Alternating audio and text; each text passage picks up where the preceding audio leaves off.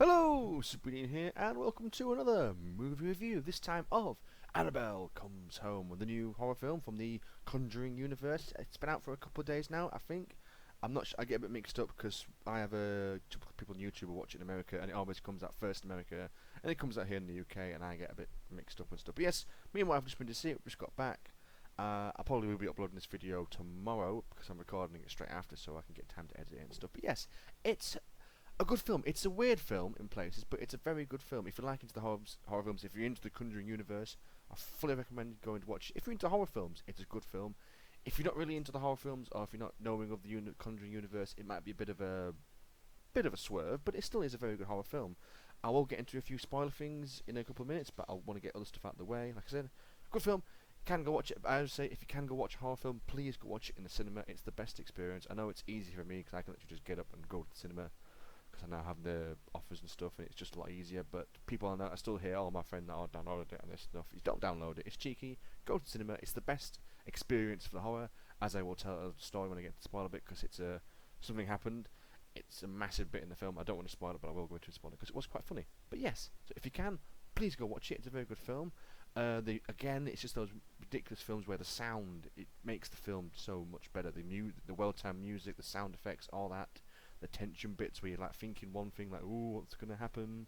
Ooh, then nothing happens, and you think again, ooh, that builds it and builds it and builds it, and it goes, nah, nothing's gonna happen. It does it again, and nothing happens, and it's like, aha, we tricked you. Something happens in the most random of times. There are a few little, I think, bits that spoilt it for me. There's a couple of things didn't ruin the film, but obviously they needed those bits to keep pushing the plot along. I just think they maybe could have done that a little bit better, but I can't criticize too much because I don't do movies like that and stuff. But yes, if you can, please go watch it. It's a very good film. Now I'll give you the warning: spoiler alert. Anything after this film, because it's not been out very long. If you watch this section, you want to go see it, turn this bit off, go watch it, come back and watch this bit, and let me know what you think, or just watch it anyway. But yes. Again, the actors are all really good. I was a bit disappointed, I'm not going to lie, because from what the trailers show, it was quite heavy on what's the name, the Warrens? I think it is the Warren family. I'm going to let me double check with my little records. Yep, the Warrens, the mum, dad. I thought they were going to be in it more from the trailer. It's quite heavily focused on the trailer, but they do disappear quite early on. Not early on in the film, but quite reasonably on in the film. They're gone for the whole film when they come back at the end and stuff. It's mainly focusing on the daughter, babysitter, and the annoying babysitter's friend. I'm really sorry, I didn't like. She was better at the end and stuff, but I just wanted her to die. I'm sorry. There's no. I know it had to be moved along and stuff, but she just felt like a sort of stereotypical girl. Oh, I don't believe in this, and then you turn around, she does actually believe in this, but 1 minute ago you didn't believe in this, and now you do. It was a bit confusing, her kind of story arc. And you see all these signs and stuff, which is going in there. She manages to get into the Warren's room and they keep all the evil artifacts and stuff. And she's there, touching everything, and it just says don't touch. And then she lets Annabelle out of the cage. It's like, oh my god. And we're there watching it going, what are you doing, woman? Stop being stupid. You're annoying me. And she does kind of get her comeuppance and things happen and stuff, but that's later on. I'll get to that in a minute. Now, the bit that got me really good in this film, I don't even think it was a main jump scare of the movie. There's just like a little box in the film, and it's the girl, the babysitter's best friend. And on the box is open, and suddenly I know where the box slams shut. I jumped so much. I scared the lady in front of me, I scared my wife next to me, and I think I scared the person behind me. I don't know why it did, but I full on jumped out my seat. It was a good one, but it felt like watching it afterwards. I don't think that was a main kind of boom jump scare, but I think that was just a little sort of cheeky one they snuck in, which is a bit embarrassing, but hey. I do like horror films. But yes, some of the other plot points I was a bit annoyed about. It didn't seem to flow. At one point it seemed to be like, yeah, we're going for all this stuff. It just didn't seem to be. There was no danger. That's the word I'm thinking of. There was no one seemed to be in danger apart from the chickens. If you watch the film, you'll understand. But the poor chickens are the only thing that kind of got stuffed in this film. Literally stuffed.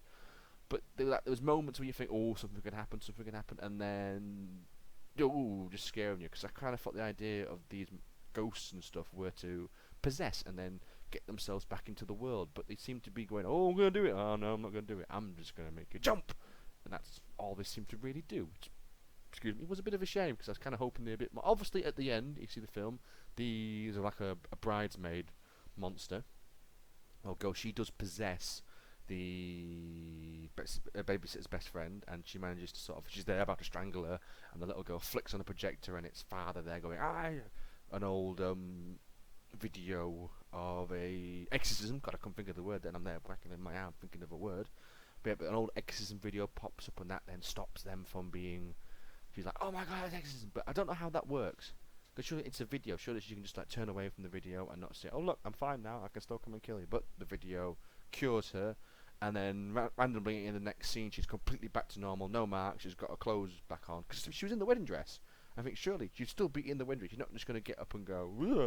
You'd still be running to the screaming little girl and the screaming babysitter. But yeah, I did like Bob. Bob was the male kind of character. He was kind of good. Came in there playing a bit of his obviously the comic relief of the film. They do have that a little bit in The Conjuring sometimes, and that was pretty good. He was a good character. And I think the girl again, the girl actor, it's just amazing now how child actors can make it better film. Like I said with Pet Cemetery, the kids actors were great in that. If you've seen It, the remake, the kids actors are great in that. Stranger Things, later that season 3 has come out, the kid actors. It's just amazing now. I think they're more talented than the older actors and stuff. But yes, I don't think it was as good as the second film, I'll be honest. It was definitely better than the first one. The second one seemed to be, it was going places. It seemed to have its idea, and there was more, not blood and gore and stuff, but the ghost seemed to have more intent to do harm.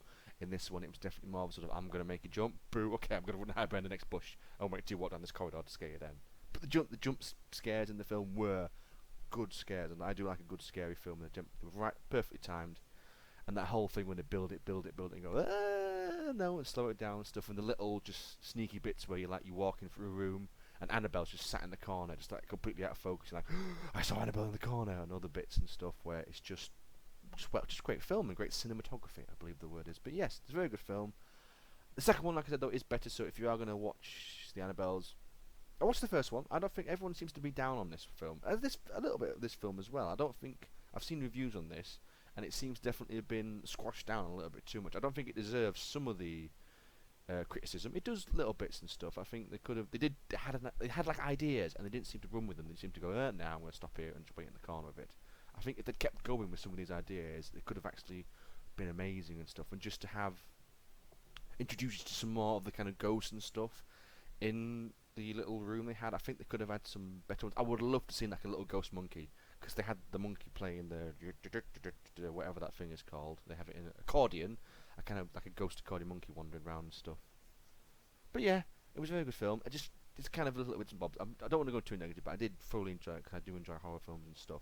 Yes, so anyway, I will leave it there. So, like I said, if you can, try and go watch it. It's a very good film. If not, wait till it comes out on DVD. But as I'll always say, horror films are better in the cinema if you can go watch them. As most films are. It's the whole darkness. Oh, that was it. Before I forget, I have no idea because I went to go watch this in View, and if anyone from View watching this, please let me know. Because during the film, if some films explain it, the horror films and stuff, they get cold. Like they feel an evil presence. They get cold air around them. I kid you not, halfway through the film, the cinema was freezing. I don't know why, but obviously the ghosts were starting to appear and stuff. I don't know if you had planned this or if the people doing the film said, look, when it gets to this part of the film, whack up the AC. Air conditioning. I called it AC because I'm an idiot. But yeah, literally, it was so weird because I went to my wife and go, are you cold? She went, yes, I'm cold. Are you cold? I am cold too. And it was just really weird when they explain it in the earlier Conjuring films. When you feel a coldness, that means there's a ghostly presence near you. So maybe there were ghosts watching the film too, sat next to us. Like, oh, hello, we want to watch the film too. But yeah, it was weird. It pulled me in a bit more. I think that's why I enjoyed the film a lot more. I think if that kind of happened, I would have been sat there, but like, it's not bad. But just this weird little thing that happened just sucked me in more. And I think that's what made the jump scare worse. The early one where I said the box slammed shut and I made the lady in front, my wife,